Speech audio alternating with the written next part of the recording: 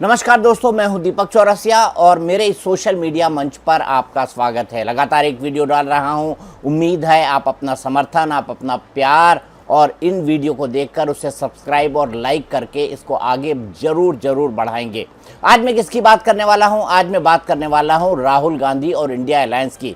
राहुल गांधी एक बार फिर से इंडिया अलायंस के अंदर यानी इंडिया अलायंस के अंदर, क्योंकि उसका पूरा नाम में आखिरी जो शब्द है वो ए से है, जिसका मतलब होता है अलायंस, लेकिन फिर भी मैं सामान्य बोलचाल की भाषा में इसे इंडिया अलायंस ही कहूंगा। इंडिया अलायंस में फिर से जान फूंकने की कोशिश कर रहे हैं राहुल गांधी ने। इसी के लिए 7 तारीख को यानी गुरुवार को अपने घर में एक डिनर पार्टी का आयोजन किया है। अब से पहले यही होता आ रहा है कि इंडिया गठबंधन की जो बैठकें हैं वो या तो ऑनलाइन होती थी या मल्लिकार्जुन खड़गे के दिल्ली वाले घर पे, लेकिन ये पहली बार हुआ है जब राहुल गांधी ने अपने घर पर इंडिया अलायंस के नेताओं की बैठक बुलाई है और सबको फोन डायल किया है। क्या है? मोबाइल नंबर, सबके मोबाइल नंबर राहुल गांधी ने ले लिए और एक के बाद एक सबको फोन डायल किया। कौन कौन आ रहा है, कौन कौन नहीं आ रहा है, मैं इसके बारे में आपको बताऊंगा। लेकिन सबसे पहले ये बता दूं कि राहुल गांधी का इस इंडिया अलायंस की बैठक बुलाने के पीछे उद्देश्य क्या है। राहुल गांधी इंडिया अलायंस नाम के गठबंधन में नई जान फूंकने की कोशिश कर रहे हैं।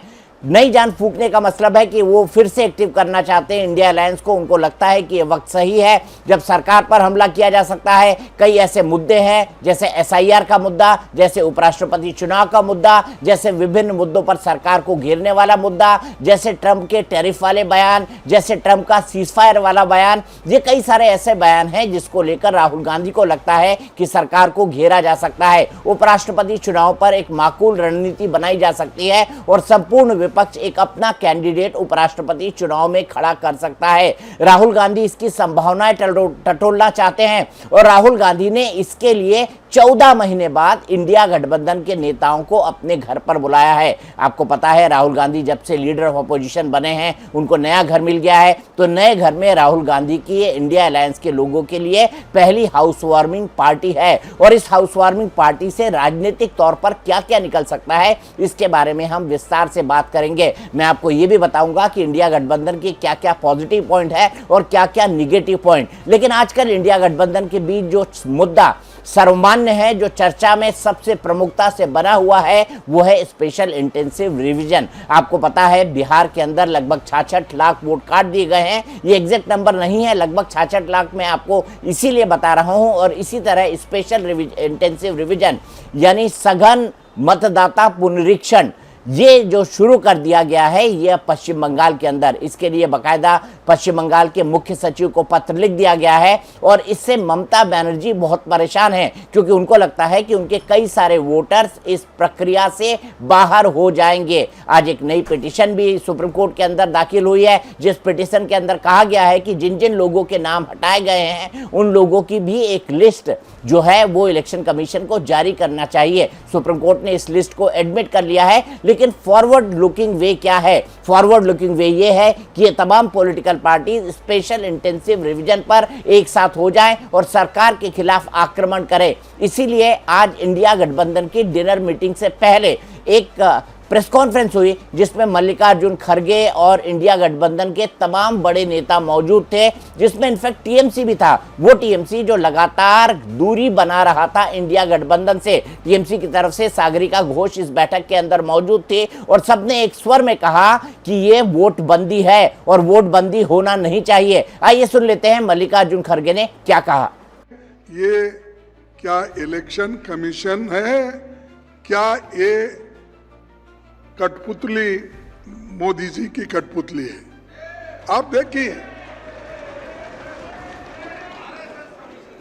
सर, स्पेशल इंटेंसिव ड्राइव के नाम पर लाखों गरीब, दलित, आदिवासी और अल्पसंख्यकों के वोटर लिस्ट से हटाया जा रहा है। तो आइए राहुल गांधी की इस रणनीति के क्या क्या पॉजिटिव और क्या क्या निगेटिव पॉइंट्स हैं वो देख लेते हैं। सबसे पहले तो संसद का जो मॉनसून सत्र है उसके लगभग 2.5 हफ्ते पूरे हो चुके हैं। अगर राहुल गांधी ये बैठक बुलाना चाहते तो उन्हें ये बैठक 2.5 हफ्ते पहले संसद का मॉनसून सत्र शुरू होने से पहले बुला लेनी चाहिए, ताकि संसद के अंदर क्या स्ट्रैटेजी अपनानी है, किस तरीके से सरकार को घेरना है, इस पर एक सार्थक और अच्छी चर्चा हो सके और पहले दिन से ही सरकार को घेरा जा सके। लेकिन आप कहते हैं ना कि राहुल गांधी हर काम जो है वो थोड़ा रुक रुक कर करते हैं, लिहाजा डिनर का भी ये आइडिया रुक रुक कर आया है। लेकिन सबसे पहले मैं बता दूं कि राहुल गांधी ने किन किन लोगों को फोन किया है। एक पूरी लिस्ट है जिस पर राहुल गांधी ने फोन किया है, मैं उन तमाम लोगों के नाम आपको बता देता हूं। उन्होंने जिन जिन लोगों को फोन घुमाया है उनमें तृणमूल कांग्रेस की ममता बनर्जी, समाजवादी पार्टी के अखिलेश यादव, राष्ट्रीय जनता दल के तेजस्वी यादव, राष्ट्रवादी कांग्रेस पार्टी के शरद पवार, शिवसेना उद्धव ठाकरे, डीएमके के एमके स्टालिन, सीपीआईएम के नेता अरविंद केजरीवाल वाली आम आदमी पार्टी। हालांकि अरविंद केजरीवाल की आम आदमी पार्टी भी इंडिया गठबंधन को छोड़ चुकी है। जेएमएम के वरिष्ठ नेता हेमंत सोरेन, पीडीपी और नेशनल कॉन्फ्रेंस जैसे जम्मू कश्मीर के दलों के नेताओं से उन्होंने संपर्क साधने की कोशिश की है। तो ये तो मैंने आपको तमाम नाम बना दिए और आपने इन तमाम लोगों की पिक्चर्स भी देख ली, इन तमाम लोगों की तस्वीर भी देख ली। लेकिन सवाल है कि इसमें कौन कौन ऐसे लोग हैं जो इस वक्त इंडिया गठबंधन से नाराज हैं। आपको पता है ना 2024 के जो लोकसभा चुनाव हुए उसके बाद इंडिया गठबंधन के अंदर एक टूट देखी गई। इनफैक्ट टूट तो पहले से ही देखी जा रही थी जब मध्य प्रदेश के चुनाव के वक्त समाजवादी पार्टी सीट चाहती थी कमलनाथ से और कमलनाथ ने अखिलेश को अखिलेश वकीलेश कह दिया था। इसके बाद जब लोकसभा के चुनाव खत्म हो गए उसके बाद हरियाणा के चुनाव हुए और हरियाणा के चुनाव में कांग्रेस पार्टी बहुत ओवर कॉन्फिडेंट थी कि कांग्रेस पार्टी जीत जाएगी। इसके चलते न तो उसने आम आदमी पार्टी को सीटें दी और न ही समाजवादी पार्टी को, क्योंकि समाजवादी पार्टी को भी ऐसा लगता था कि एक दो सीटों पर वो अपना हाथ आजमा सकती है। आम आदमी पार्टी ने तो फुल फ्लेजेड वहां पर चुनाव लड़ा था। ऐसे में ये दोनों पार्टियां इंडिया गठबंधन से नाराज थी। लेकिन अखिलेश यादव की एक मजबूरी है क्योंकि आने वाले समय में हो सकता है कि 2027 का उत्तर प्रदेश चुनाव उनको कांग्रेस के साथ मिलकर लड़ना पड़े, क्योंकि वही एक फॉर्मिडेबल अलायंस का जो है वो बनाता है। किसके लिए? वो बनाता है अखिलेश यादव के लिए। ऐसे में अखिलेश यादव इस मीटिंग को स्किप नहीं करेंगे।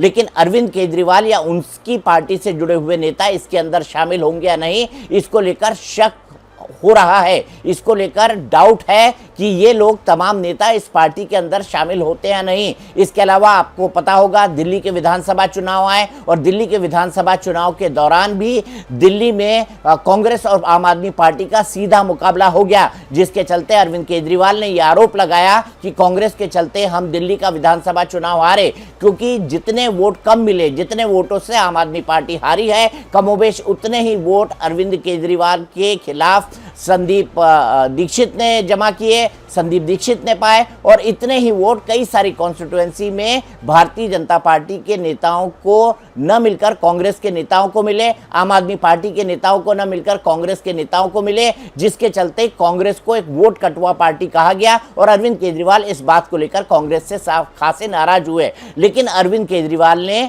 तब तक इस गठबंधन को छोड़ने की घोषणा नहीं की जब तक मानसून सत्र नहीं आ गया। और मानसून सत्र के ठीक पहले दिन अरविंद केजरीवाल ने न केवल इस गठबंधन को तोड़ने की घोषणा कर दी, बल्कि ये कहा कि इस गठबंधन का कोई अस्तित्व नहीं रह गया है। वो बिहार और गुजरात चुनाव पर कॉन्सेंट्रेट करना चाहते हैं, वो पंजाब चुनाव पर कॉन्सेंट्रेट करना चाहते हैं जो 2027 में है, और 2027 के अंदर ही गुजरात के चुनाव है। और गुजरात में एक बड़ी पार्टी के रूप में आम आदमी पार्टी पिछले चुनाव के अंदर उभरी थी। तो आम आदमी पार्टी की अपनी रणनीति है, जिसके चलते आम आदमी पार्टी इस डिनर मीटिंग के अंदर शामिल होगी या नहीं, इसको लेकर कयास लगाए जा रहे हैं। इसके अलावा जो अगला नाम है वो ममता बनर्जी का है। ममता बनर्जी वो शख्स हैं जिन्होंने लोकसभा चुनाव के बाद कहा था कि मैं खुद इंडिया अलायंस का नेतृत्व करना चाहती हूं, लेकिन इंडिया अलायंस ने उनको बिल्कुल भाव नहीं दिया। न कांग्रेस ने उस पर कोई प्रतिक्रिया दी, न बाकी सहयोगी दलों ने उस पर कोई सार्थक प्रतिक्रिया दी, और ममता बनर्जी का यह ऑफर धरा का धरा रह गया। जाहिर सी बात है वो राहुल गांधी को कटघरे में खड़ा करना चाहती थी। और ममता बनर्जी की सबसे बड़ी मुश्किल यह है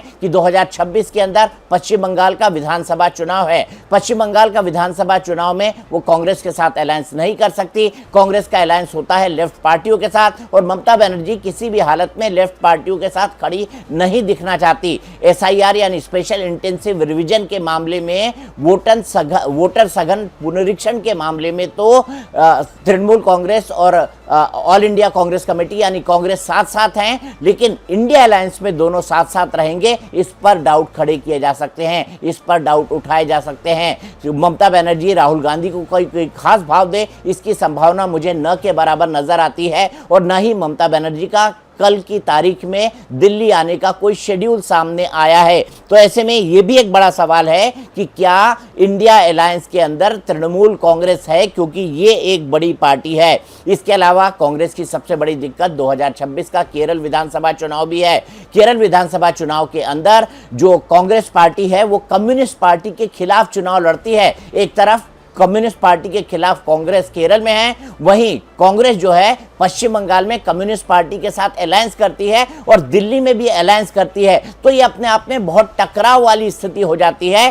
केरल में जानी दुश्मनी और दिल्ली में दोस्ती ये कैसे चलेगी, ये भी इस गठबंधन के अंतर्द्वंद को दिखाता है। और इस अंतर्द्वंद को कैसे संभाला जाए, राहुल गांधी की ये सबसे बड़ी चुनौती होगी। आपको पता है पिछली बार ये तमाम नेता कब मिले थे? ये तमाम नेता लोकसभा चुनाव के परिणाम से ठीक 4 दिन पहले 1 जून को मिले थे और 1 जून को मिलने के बाद जो है चुनाव परिणाम आए थे, उसके बाद इन लोगों की एक ऑनलाइन मीटिंग हुई थी। तब से लेकर आज तक इंडिया गठबंधन की कोई मीटिंग नहीं हुई और इसमें यह कहा जा रहा था कि राहुल गांधी का इंडिया गठबंधन को चलाने में कोई इंटरेस्ट नहीं है। तमाम छोटी छोटी पार्टियां, ममता बनर्जी ने एक बार जरूर कहा कि वो इंडिया गठबंधन को चलाना चाहती हैं, लेकिन तमाम छोटी छोटी पार्टियां यही दबे और चुपे स्वरों में कहती थी कि राहुल गांधी का इंडिया गठबंधन को चलाने में किसी तरह का कोई इंटरेस्ट नहीं है। इसी के चलते राहुल गांधी ने अभी तक इंडिया गठबंधन की कोई बैठक नहीं बुलाई है, लेकिन अब राहुल गांधी ने इंडिया गठबंधन की बैठक बुला ली है।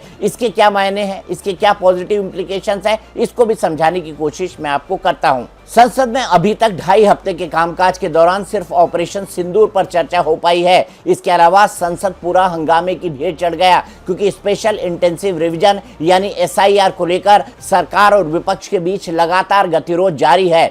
अब अगर इंडिया गठबंधन के नेता सब एक साथ आते हैं तो ऐसे में सरकार पर दबाव और बढ़ेगा। क्या आने वाले समय में इंडिया गठबंधन के ये नेता मुद्दों पर आधारित सरकार का विरोध कर सकते हैं? बिल्कुल कर सकते हैं। एक सार्थक एजेंडा ले सकते हैं और सरकार को घेरने की कोशिश कर सकते हैं। लेकिन अभी इन पूरे तमाम दलों का और खास तौर से ममता बनर्जी का कांग्रेस और दिल्ली में इंटरेस्ट सिर्फ इस बात को लेकर है क्योंकि उनके यहाँ SIR की प्रक्रिया की घोषणा कर दी गई है। एक अनुमान के मुताबिक ममता बनर्जी के राज्य के अंदर लगभग 1 करोड़ फर्जी वोटरों के कटने का अनुमान है, जैसे लगभग 66 लाख वोटर बिहार के अंदर कटे हैं। अब सवाल यह है, ममता बनर्जी इस बात को लेकर आतंकित है क्योंकि यह कहा जाता है कि बड़ी संख्या में बांग्लादेशी और रोहिंग्या पश्चिम बंगाल के अंदर रह रहे हैं और उनके पास वोटर ID कार्ड है और उनके पास आधार कार्ड भी है। ऐसे में क्या सघन पुनरीक्षण के माध्यम से इन तमाम लोगों के नाम काटे जाएंगे या इसके लिए किसी अन्य तरह की प्रक्रिया का चयन होगा, यह भी देखना बेहद दिलचस्प हो जाता है। इसी के चलते थोड़ा बहुत इंटरेस्ट TMC का कांग्रेस में है, क्योंकि उसे लगता है कि SIR के खिलाफ मुद्दा उठाने में, SIR के खिलाफ मुद्दा बनाने में संसद में उन्हें कांग्रेस पार्टी की जरूरत है। इसीलिए SIR के मुद्दे पर तमाम राजनीतिक पार्टियां एक हैं। जो दूसरा सबसे बड़ा मुद्दा है जो आने वाला है वो है 9 सितंबर का उपराष्ट्रपति चुनाव। अब सत्ताधारी दल तो अपनी तरफ से उपराष्ट्रपति का उम्मीदवार घोषित करेगा, लेकिन मुझे नहीं लगता कि इंडिया गठबंधन यानी अपोजिशन का जो भी अलायंस है या अपोजिशन की जो तमाम पॉलिटिकल पार्टी हैं वो ऐसे तमाम लोगों को वॉकओवर देना चाहेंगे। डिपेंड करेगा कि इलेक्शन का अर्थमेटिक किस तरीके से बनता है और किस राज्य के कैंडिडेट को इस चुनाव के अंदर उतारा जाता है। लेकिन सबसे महत्वपूर्ण बात ये देखना हो जाएगी और सबसे महत्वपूर्ण बात ये जानना हो जाएगी क्या इंडिया गठबंधन एक सामूहिक कैंडिडेट अपनी तरफ से उपराष्ट्रपति पद के चुनाव के लिए देता है। अगर देता है तो आने वाले समय में ये गठबंधन सरकार को विभिन्न मुद्दों पर दिक्कतें बढ़ा सकता है। वैसे भी 2 मुद्दे हैं अभी जिस पर सरकार घिरी हुई है। सबसे पहले तो एक ट्रंप का सीजफायर वाला मुद्दा है और दूसरा मुद्दा ट्रंप का टैरिफ वाला है, जो बार बार वो टैरिफ बढ़ाने की धमकी देते हैं। तो उपराष्ट्रपति चुनाव एक मुद्दा हो जाएगा, SIR एक मुद्दा हो जाएगा, इसके अलावा ट्रंप के जो बड़बोले बयान हैं वो एक मुद्दा हो जाएगा। ऐसे मुद्दों पर 21 अगस्त तक सरकार को और घेरा जा सकता है। लेकिन इसमें जो सबसे बड़ी बात और सबसे माकूल बात वो ये है कि आखिरकार ये बैठक राहुल गांधी के निवास पर क्यों हो रही है। मैंने कहा राहुल गांधी का यह नया निवास है, ये राहुल गांधी की एक तरह से हाउस वार्मिंग पार्टी है। दरअसल राहुल गांधी इंडिया गठबंधन में अपनी स्वीकार्यता को बढ़ाना चाहते हैं। राहुल गांधी को लगता है और उनके रणनीतिकारों को लगता है कि राहुल गांधी अब लीडर ऑफ अपोजिशन बन गए हैं और लीडर ऑफ अपोजिशन के तौर पर उनको अपनी तमाम एक्टिविटीज को सामूहिक नेतृत्व के सामूहिक तौर पर बाकी पॉलिटिकल पार्टीज के साथ उठाना चाहिए, क्योंकि कांग्रेस का प्रभाव अभी भी राष्ट्रीय नहीं है, इसलिए उनको तमाम रीजनल पार्टीज की जरूरत है। और राहुल गांधी इन तमाम रीजनल पार्टीज के दिल्ली में एक सर्वमान्य नेता बने, कांग्रेस की यही कोशिश है। राहुल की स्वीकार्यता को बढ़ाना, राहुल के नेतृत्व को आगे बढ़ाना, राहुल समझदार हैं ये दिखाना, राहुल बाकी पॉलिटिकल पार्टीज को साथ लेकर चल सकते हैं ये दिखाना, और राहुल गांधी के कहने पर तमाम लोग आकर इकट्ठा हो सकते हैं ये भी दिखाना अपने आप में एक पॉइंट होगा। लेकिन अब अपने आप में देखना सबसे दिलचस्प हो जाएगा कि राहुल गांधी की इस डिनर मीटिंग के अंदर कौन कौन लोग आते हैं। उसी से तय होगा कि राहुल गांधी की स्वीकार्यता इंडिया अलायंस में किस तरह की बन पाई है। लेकिन कौन कौन से टॉप नेता आएंगे और कौन कौन से टॉप नेता नहीं आएंगे, इस पर हमारी नजरें लगी होंगी। हम इसके बारे में आपको पल पल की अपडेट देते रहेंगे। लेकिन मैं आपको ये बता दूं कि राहुल गांधी का ये नया तेवर, इस पर निगाहें बीजेपी की भी लगी हैं। हालांकि बीजेपी के रणनीतिकारों का कहना है कि इंडिया अलायंस पहले ही खत्म हो चुका है, अपनी ऑटोमेटिक मौत मर चुका है, तो ये फिर से जिंदा होकर बीजेपी या एनडीए को परेशान करने लगे, इसकी संभावना उन्हें बेहद कम नजर आती है। लेकिन सब कुछ डिपेंड करेगा कि राहुल गांधी आने वाले समय में अपने आगे की रणनीति किस आधार पर और किस तरह तय करते हैं। मेरी इस खास पेशकश में आज के लिए इतना ही। आपसे यह रिक्वेस्ट करूंगा, लाइक कीजिए, सब्सक्राइब कीजिए, अधिक से अधिक पसंद कीजिए और अपने दोस्तों के साथ इसे शेयर भी कीजिए। आज के लिए इतना ही। शुभ रात्रि।